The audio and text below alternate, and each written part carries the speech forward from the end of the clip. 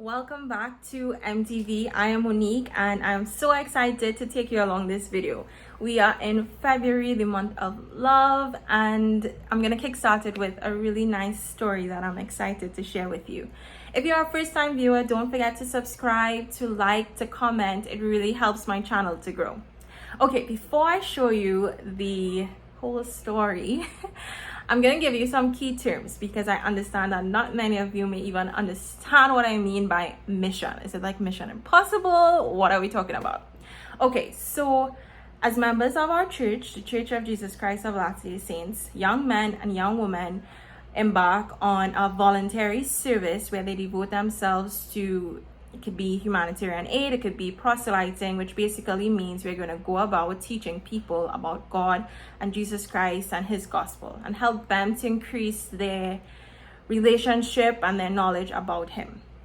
So when I say mission, that is what I mean. For men, they go for a period of 2 years, and for women, we go for a period of 18 months. And you can be assigned to any country. You could be assigned to speak a specific new language, or some places even multiple languages, or you could basically that. But during this time, like I said, you devote your time and your energy. So you leave your family and you leave the world behind. So you don't go with any phones or laptops or anything like that. You are completely focused on God and Jesus Christ during this time. And next word that you might hear me say is mission president. And he basically looks after all of the missionaries because we are all teenagers for the most part. So he's there to help us to stay on track, to make sure we're safe, to help in any way. He's like our dad, and he has his wife who's like our mom during this period of time. Okay, so those are the two words that you might hear along the way that you may not know. I'm going to also insert little captions if I feel like you might know it, but I hope you sit back, get some popcorn, and enjoy this story. December the 4th, Cameron is opening his mission called, what we say, Ghana?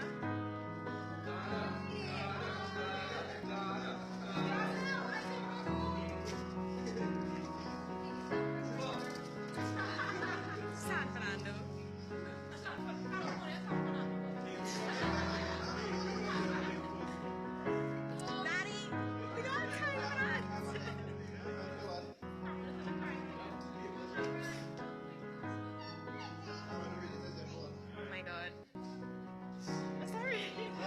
Victor, you are hereby called to serve as a missionary of the Church of Jesus Christ of Latter-day Saints. You are assigned to labor in the Virginia Richmond mission. You will go to the Provo Missionary Training Center on April 5th, 2016.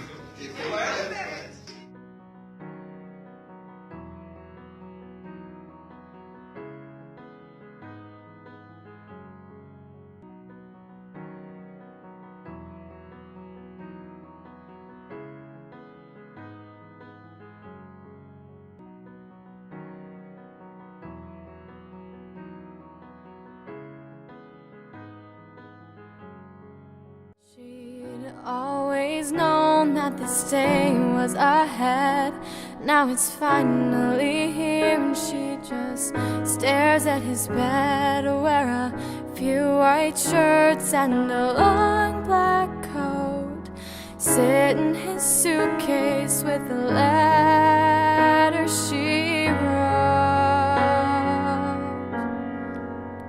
saying, "Years is a long time for me to be here without you. It's hard to believe, but I know it's the right thing, and I'll miss you dearly." Many thoughts running through your mind at this time. It's in the next folder. I don't think it's it. It's in the next folder. Yeah. Priority to prepare to enter the mission training. This is not. She's going I think it's this one. Okay. It's that one. It's that one. That's it now. That's it. That's Why did you do the wrong thing?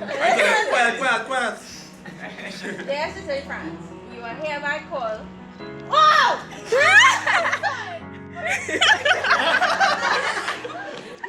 You are hereby called to serve as a missionary of the Church of Jesus Christ of Latter-day Saints. You are assigned to labor in the England, London.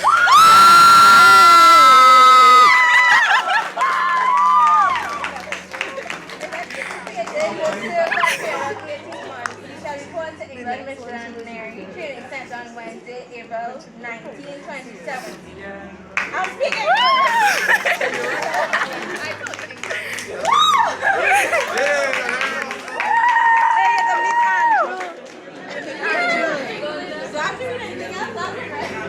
That's it. Young girl, just 18 years old, wasn't quite ready to see her best friend go for 730 days. She tried to hold them back, but her tears gave way, saying 2 years is a long time for me. To be here without you, it's hard to believe, but I know it's the right thing, and I'll miss you, dear. Hi, just wanted to send a little video and give me max up motivation to go on the mission. Hey, don't mess up. Yeah, do what that guy said me back there and just don't mess up. Alright, that's my message for today. Okay. Let's get it. I'm pretty nervous about this. I don't know why I'm talking that camera. I'm super nervous. I wrote everything down. Oh my god.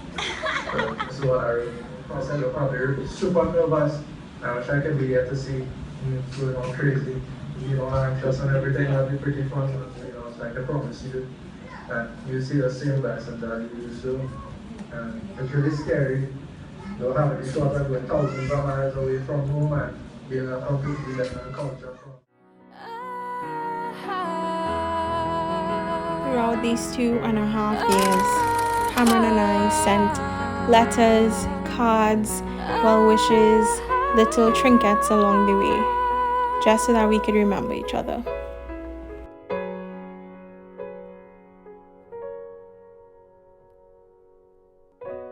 Car pulls up.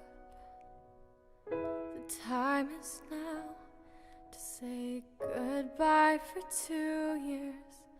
They didn't know how. He got his bags. Tears were shed, and with a heart full of love, he said,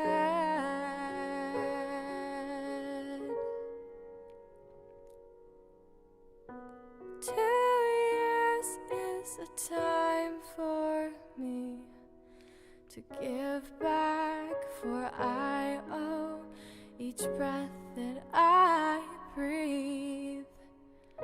It's only a small thing when you look at eternity.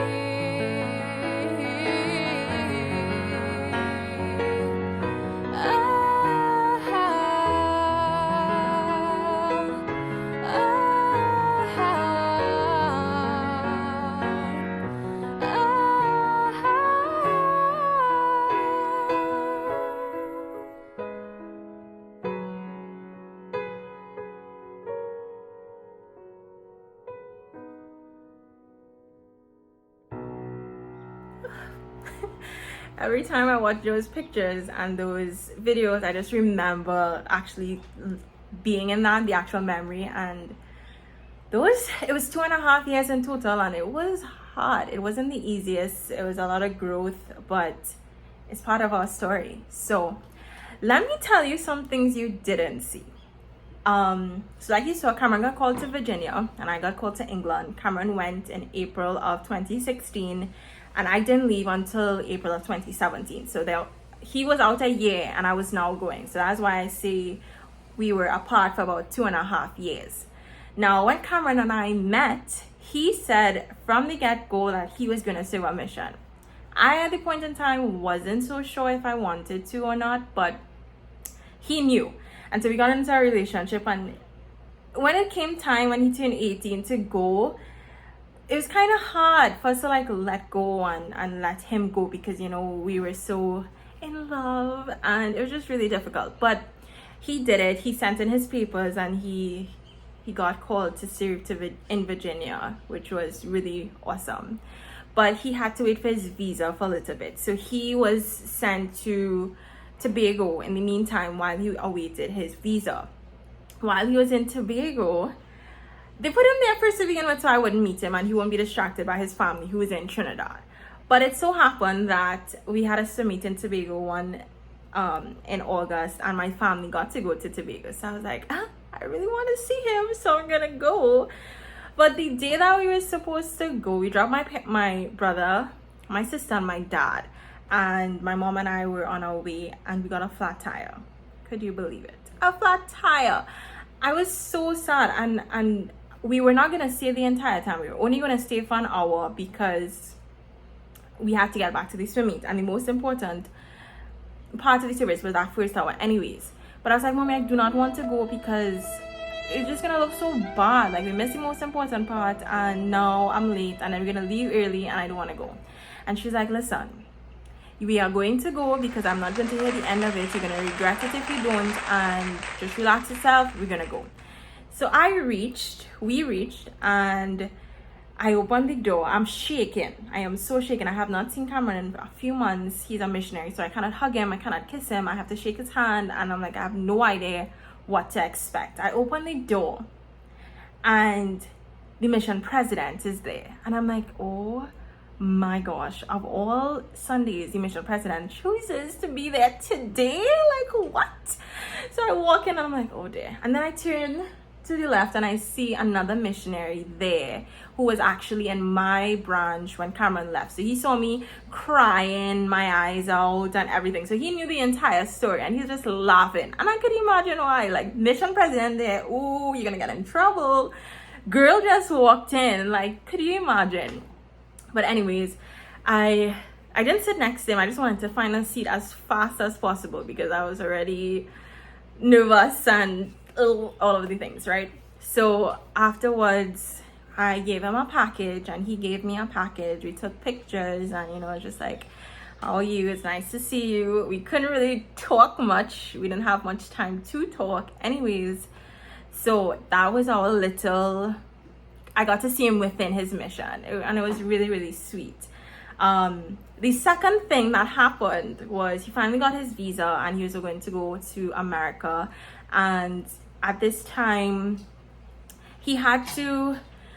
I don't have to explain it as a layover, but he had to stay by one of his companion's brother, who was actually in college. So he was in a dorm. Now, I asked Cameron permission to say this, and he wanted to say that I need to tell everyone that Elder Victor was an obedient missionary, and an obedient missionary, and he was. This was just one time, okay? Do not judge him because of this.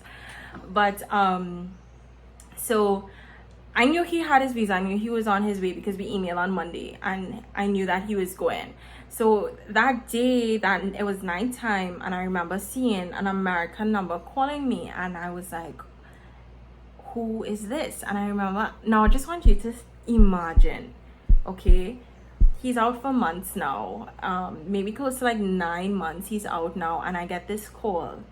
His voice did not sound like, no, his voice sounded the best it has ever sounded, because I haven't spoken to him for so long, and here he is, and he answers the phone, and he calls me by my name, and oh, it was so good. We talked for the entire night. Well, not really, because we fell asleep on the phone, but I'm glad he did, because I don't know, I just needed to hear his voice. Like, it's been so long, and I just really was so happy to hear him.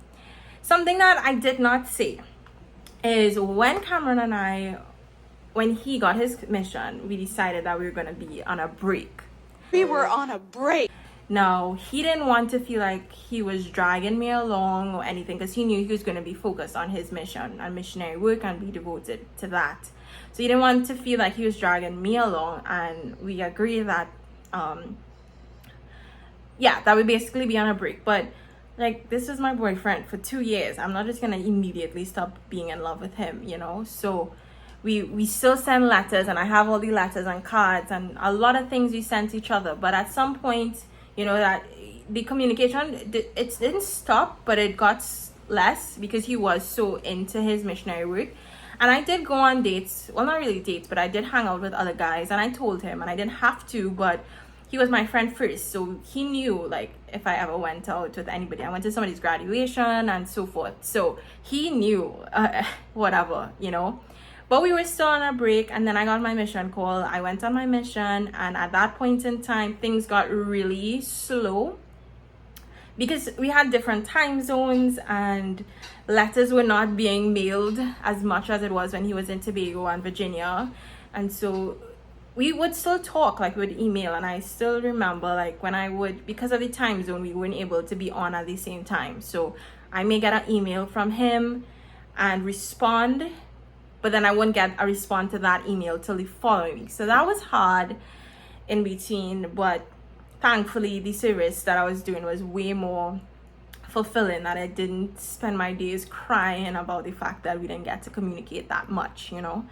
And it came a point where it wasn't really on my mind. Like, I knew, like, my love for him was there. He was my friend for sure, but I had other things going on, and my focus and my attention was elsewhere. I was really not on guys and whatnot. Like, I was focusing on what I came there to do. So much so, like, upon coming back home, when I took my flight, I had to stop off in Panama to then come back to Trinidad. And I saw another missionary, and now you could tell that we're missionaries by our badge. Oh, this brings back memories. But you wear this badge that says your name and the Church of Jesus Christ, right? So I saw this guy with the badge, and we got to talking. He was just coming back from his mission in Argentina, and we were chatting. He spoke Spanish, but I knew a little, and we were trying to communicate. I was talking so much, guys, that I missed my flight. Could you believe it? I missed my flight. I did not hear anything. So I look at the time.